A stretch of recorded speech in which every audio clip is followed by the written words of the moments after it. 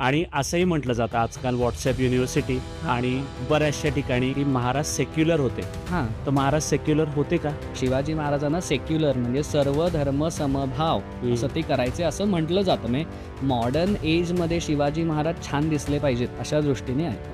शिवाजी महाराजांनी त्यांचा राजाभिषेक 8 दिवस हिंदू धार्मिक पद्धतीने करून घेतला.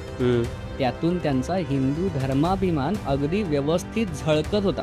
1667ला शिवाजी महाराजांना कळलं की गोव्यामध्ये पोर्तुगीजांनी इन्क्विजिशन खाली एक नवीन कायदा काढला. कालिकत, गोवा, चौल आपलं या ठिकाणी पोर्तुगीजांचं राज्य होतं. त्यामुळे तिथे हे इन्क्विजिशनचे कायदे करण्यात आले. आता इन्क्विजिशनचे कायदे काय आहेत? तू पोर्तुगीज मनुष्य जात असेल, चालत असेल तर त्याच्या समोरनं घोड्यावर किंवा हत्तीवर बसून जाऊ शकत नाहीस. तुला जर हिंदू पद्धतीने लग्न करायचं असेल तर ते दरवाजे बंद करून गोव्यात घराच्या आत करावं किंवा गोव्याच्या बाहेर जाऊन करावं. हे असे काही ठराविक सांगितलेले कायदे आहेत. त्याच्या शिक्षा ज्या होत्या हे जर पाळलं नाही तर.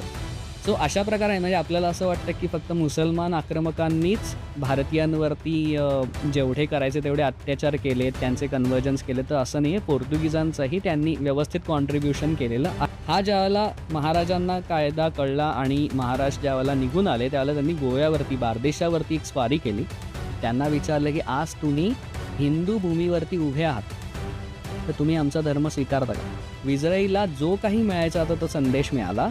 दुसऱ्या दिवसापासून कायदा रद्द झाला. तिसरं उदाहरण अतिशय छोटं देतो मी.